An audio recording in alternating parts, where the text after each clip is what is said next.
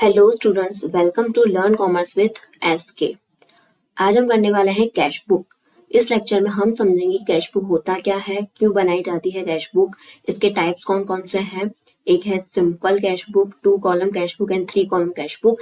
ये तीनों ही टाइप जो है वो हम एग्जाम्पल के थ्रू समझेंगे। ओके, तो चलिए हम स्टार्ट करते हैं। सबसे पहले तो कैश बुक।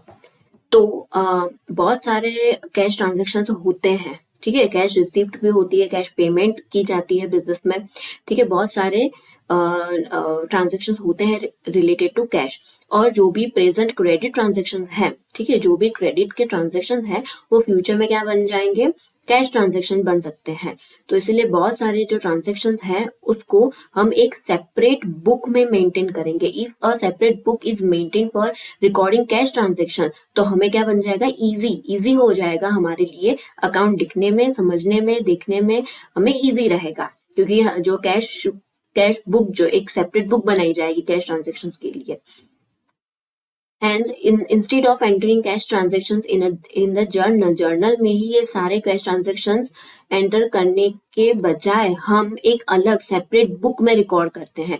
तो ये जो सेपरेट बुक होती है हम उसे क्या कहते हैं, कैश बुक कहते हैं, ठीक है। कैश बुक जिसके अंदर कैश ट्रांजेक्शन्स रिकॉर्ड किए जाते हैं। ओके, ये होती है कैश बुक। अब कैश अकाउंट जो है वो क्या है, एक रियल अकाउंट है। ओके, एक रियल अकाउंट है।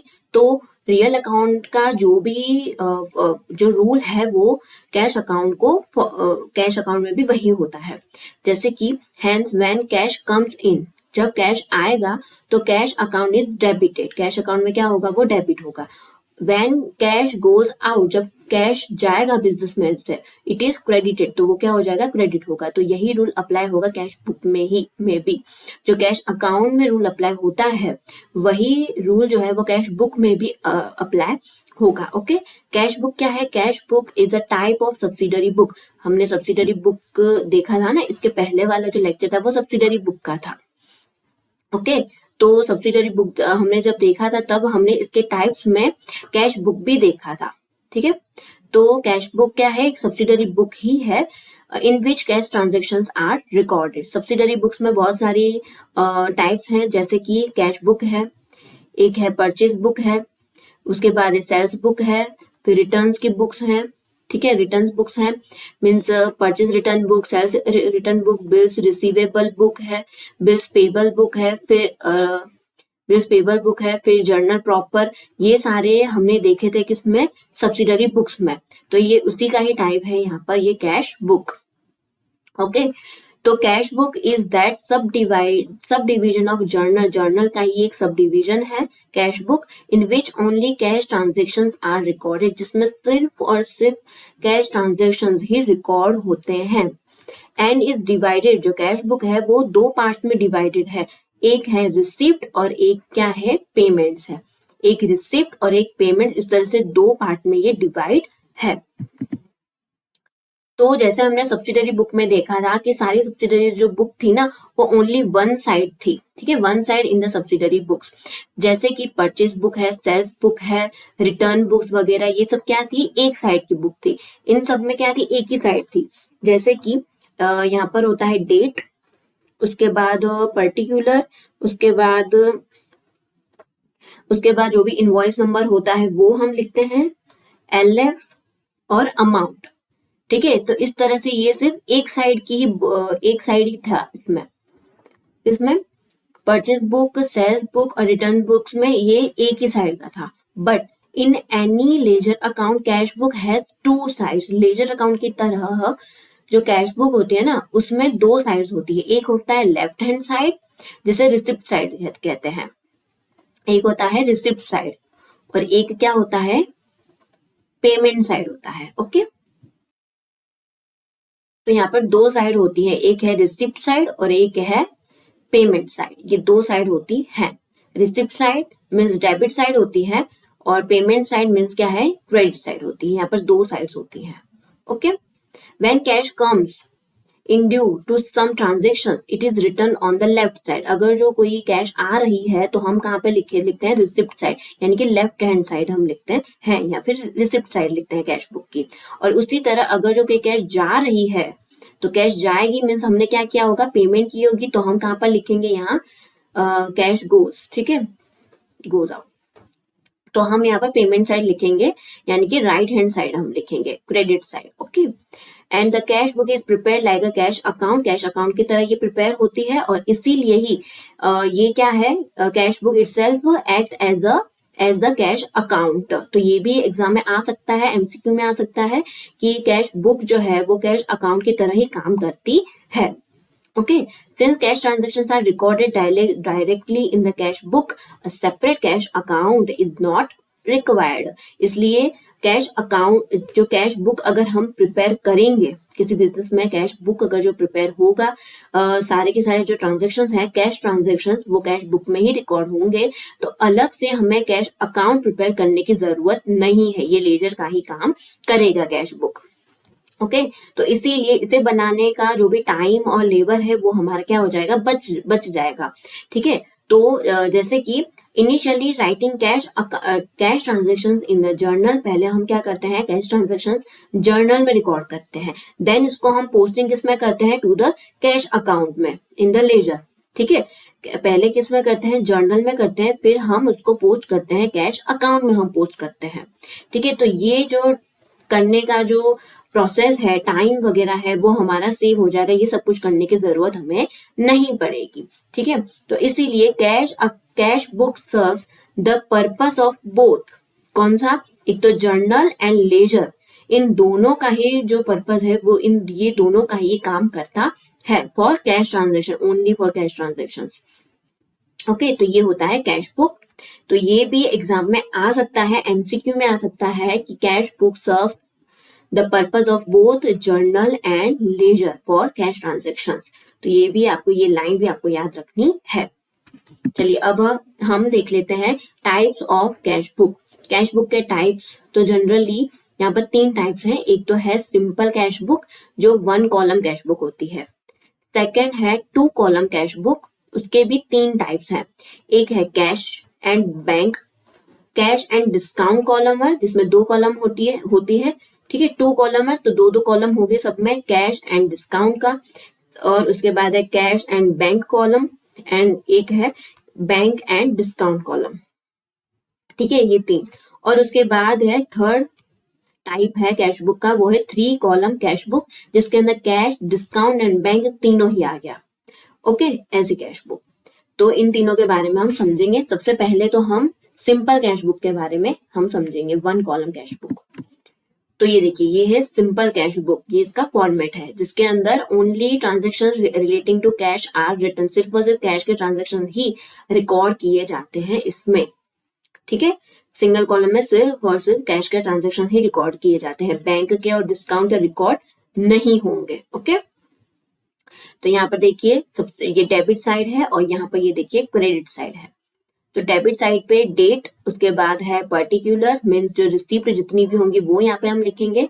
उसके बाद है receipt number, LF, ledger folio, और यहाँ पर हम क्या लिखेंगे, अमाउंट लिखेंगे। और उसके बाद यहाँ से स्टार्ट होगा क्रेडिट साइड, उसमें फिर से डेट, पर्टिकुलर, उसमें हम क्या लिखेंगे, पेमेंट्स लिखेंगे, जितनी भी पेमेंट्स होंगी वो हम यहाँ पे लिखेंगे। यहाँ पर हम लिखेंगे वाउचर नंबर, यहाँ पे LF, और यहाँ पे हम लिखेंगे अमाउंट, ओके। यहाँ पे देखिए डेबिट साइड पे हम क्या लिखेंगे, डेबिट साइड पे हम लिखेंगे to opening balance, balance brought forward, ठीक है। बैलेंस ब्रॉड फॉरवर्ड हम लिखेंगे क्या, ओपनिंग बैलेंस, जितनी भी ओपनिंग बैलेंस होगी वो हम यहाँ पर लिखेंगे सबसे पहले, और जो भी रिसिप्ट होगी वो हम यहाँ पे लिखेंगे। देन उसके बाद यहाँ पर क्रेडिट साइड पे हम क्या लिखेंगे, पेमेंट्स लिखेंगे, और बाय क्लोजिंग बैलेंस, यहाँ पर हम क्या लिखेंगे, क्लोजिंग बैलेंस लिखेंगे, जो भी बचा है वो क्लोजिंग बैलेंस, जिसे हम कह सकते हैं बैलेंस कैरी फॉरवर्ड, ठीक है। और फिर ये जो बैलेंस कैरी फॉरवर्ड है वो न्यू ईयर में या न्यू डे में या न्यू मंथ में, जैसे भी आपने बनाया हो वैसे, न्यू साल में क्या हो जाएगा, यहाँ पर बाय बैलेंस कैरी फॉरवर्ड है तो यहाँ पर हो जाएगा टू बैलेंस ब्रॉड फॉरवर्ड हो जाएगा। ये जो हमने लिखा ना बैलेंस ब्रॉड फॉरवर्ड, वो नेक्स्ट ईयर हो जाएगा, ओके। ये वाली अमाउंट यहाँ पे आ जाएगी, ओके। तो इस तरह से होता है ये।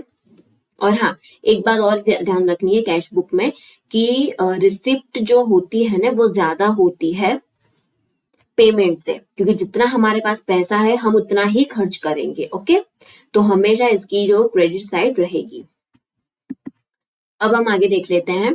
The balance of the cash book shows cash on hand. Balance जो है वो हमारा दिखाती है कि कितना हमारे पास पैसा है। कैश ऑन हैंड यानी कितना पैसा है वो दिखाती है balance. The balance of cash book is found daily, weekly, fortnightly, monthly या ईयरली। ठीक है, फोर्टनाइटली का मतलब है 2 वीक्स में। 2 वीक्स में भी बनती है, वीकली भी बनती है, डेली भी बनती है, मंथली भी बनती है और ईयरली भी बनती है कैश बुक। बिजनेस कंपनी में जितना भी ट्रांजेक्शन होते हो, बहुत ज्यादा ट्रांजेक्शन होते हो तो वो डेली भी बनती है, डेली बेसिस पे भी बनती है, वीकली भी बनती है। ओके, ज्यादातर तो डेली बनती है कि कितना कैश पड़ा है वो देखने के लिए, कि दिन के एंड में कितना कैश पड़ा है, इसलिए डेली ज्यादातर तो बनती है। The cash book always shows a debit balance. हमेशा डेबिट बैलेंस ही दिखाता है, मीन्स ये जो डेबिट साइड है वही हमेशा ज्यादा रहेगा। ठीक है, डेबिट बैलेंस ही दिखाता है ये। Because it is not possible to pay more cash than what is received. Okay, जितना रिसीव हुआ है उतना ही पे होगा। Thus the cash book would never show credit balance। Credit balance कभी भी वो शो नहीं करेगा, मीन्स क्रेडिट बैलेंस ज्यादा कभी भी नहीं होगा, डेबिट बैलेंस ही ज्यादा होगा। Cash payment is never more than cash receipt. Cash payment जो है वो कैश रिसिप्ट से ज्यादा नहीं होगा, मीन्स कैश रिसिप्ट ही ज्यादा होगा। Therefore balance of cash account is debit.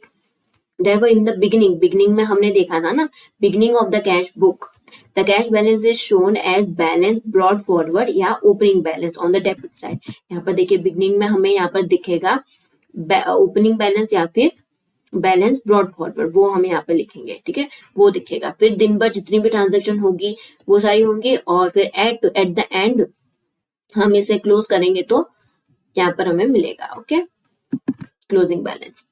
And at the end of the credit side हमें क्या मिलेगा, क्लोजिंग बैलेंस।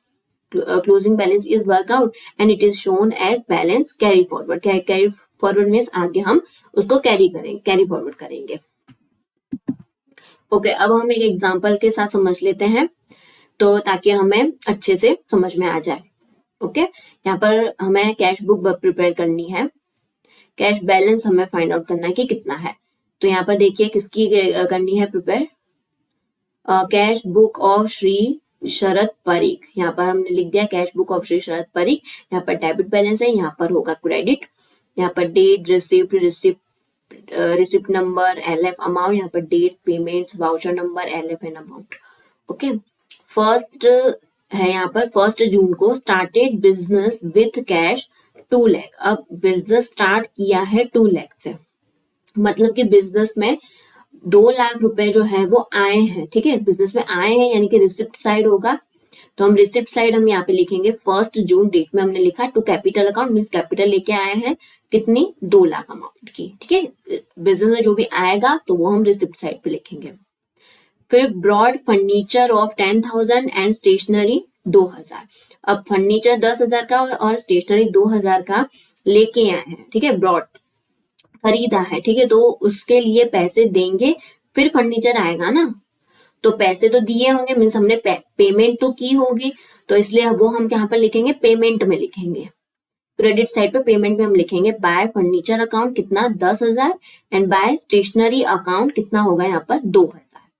ओके, कुछ भी हमने खरीदा है तो उसके लिए पेमेंट तो की होगी, तो कैश में पेमेंट इसमें की है, तो इसलिए हम यहाँ पर कैश बुक में हम यहाँ पर लिखेंगे पेमेंट साइड।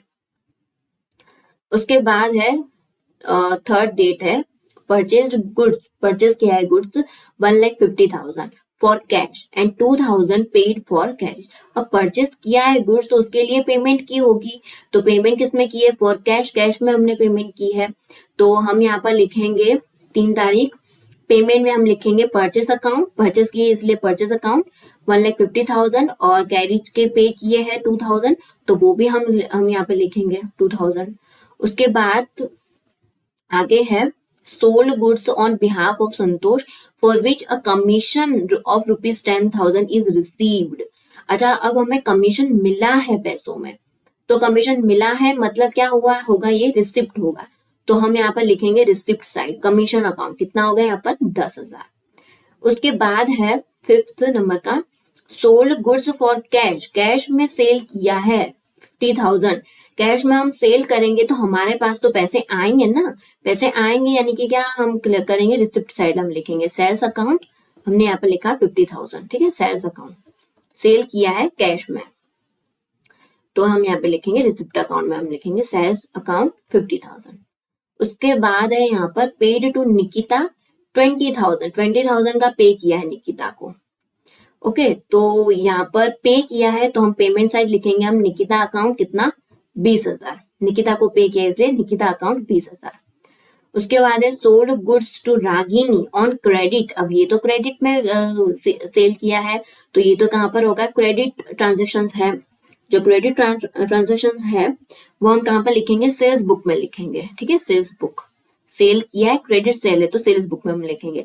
लेकिन आगे क्या लिखा है, paid ₹1,000 for carriage on her behalf, पर 1,000 रुपए तो पे किया ही है ना रागिनी के बिहाफ पे, तो हम पेमेंट साइड हम लिखेंगे रागिनी अकाउंट 1,000 की एंट्री होगी, बट ये 50,000 जो है वो क्रेडिट पे सेल किया है वो हम सेल्स बुक में लिखेंगे।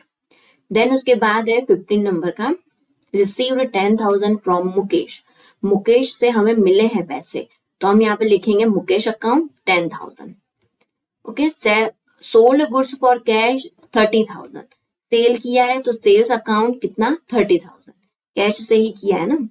Withdraw cash for personal use 10,000, अब यहाँ पे देखिए पर्सनल यूज के लिए विड्रॉ किया है, यानी क्या हो गई, ये ड्रॉइंग्स है, मीन्स इसमें से पैसे निकाले हैं, कंपनी में से बिजनेस में से पैसे निकाले हैं तो क्या होगा, ये पेमेंट होगा, तो हम क्या लिखेंगे यहाँ पर पेमेंट्स अकाउंट में हम लिखेंगे ड्रॉइंग्स, पर्सनल यूज के लिए है इसलिए हम यहाँ पर ड्रॉइंग्स का वर्ड यूज करेंगे, क्या 10,000। देन रिसीव्ड कैश फ्रॉम दीपक, दीपक से हमें कैश मिले हैं 25,000 तो हम रिसिप्ट में लिखेंगे दीपक अकाउंट 25,000। उसके बाद है sold goods for cash, cash से सेल किया है, ठीक है, कितना 10,000 का, तो हम यहाँ पर रिसिप्ट अकाउंट में हम लिखेंगे क्योंकि सेल करेंगे तो पैसे मिलेंगे, तो सेल्स अकाउंट कितना 10,000। पेड सैलरीज कितने 20,000 एंड रेंट 10,000, पे किया है यहाँ पर, तो पे किया है तो हम यहाँ पे पेमेंट साइड हम लिखेंगे salary account 20,000 and rent account कितना होगा 10,000। चलिए अब सारी एंट्री यहाँ पर खत्म हो चुकी है, अब हम टोटल करते हैं। तो सबसे पहले तो हम यहाँ पर डेबिट साइड का टोटल करेंगे, हमेशा सबसे पहले डेबिट साइड का ही हमें टोटल करना है क्योंकि वही ज्यादा होती है। तो हमने टोटल किया इन सभी का, इतने से लेकर इतना पूरा हमने टोटल किया तो कितना मिला 3,35,000। अब हम यहाँ पे लिखेंगे 3,35,000 और उसमें से पेमेंट साइड का सब कुछ माइनस करते जाएंगे, इतने तक पूरा ही माइनस हम करेंगे। तो अब हमें यहाँ पर 1,10,000 वो अभी भी हमारे पास पड़े हैं, कितने 1,10,000 जो है वो अभी भी बिजनेस में पड़े हैं, तो वो अब हम नए मंथ में, यहाँ पर मंथली दिया गया है ना, जून का दिया गया है, तो अब जुलाई, ठीक है, यहाँ पर मंथली लगता है, प्रिपेयर करते हैं, तो जुलाई में, जुलाई 1 जुलाई को ये जो 1,10,000 है वो यहाँ पर आ जाएगा ओपनिंग में, ठीक है, यहाँ पर हम लिखेंगे ओपनिंग बैलेंस और ये क्या होगी क्लोजिंग बैलेंस होगी, क्लोजिंग बैलेंस होगी, मीन्स बैलेंस कैरी डाउन हम यहाँ पर करेंगे बैलेंस ब्रॉड डाउन। अच्छा देखिए balance brought down and balance carry down, तो बैलेंस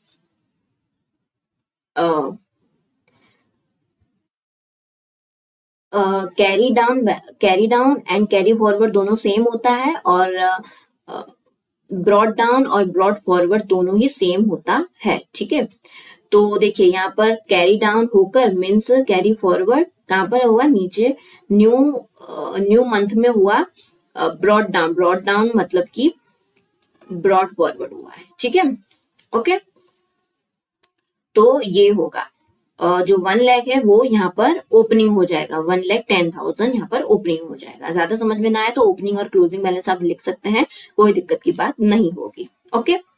तो ये है इसका एग्जाम्पल जो आपको अच्छे से समझ में आ गया होगा। और बाकी का जो उसका सेकंड एंड थर्ड टाइप है means 2 column and 3 column cash book जो है वो मैं इसके बाद वाले लेक्चर में आपको अच्छे से समझाऊंगी विथ एग्जाम्पल के साथ, ठीक है। जैसे हमने अभी एग्जाम्पल देखा उसी तरह से एग्जाम्पल के साथ ये मैंने दोनों आपको इसके बाद वाले लेक्चर में समझाऊंगी। तो मेरे चैनल के साथ बने रहिए, लाइक करें, शेयर करें और सब्सक्राइब कर लीजिए। Thank you.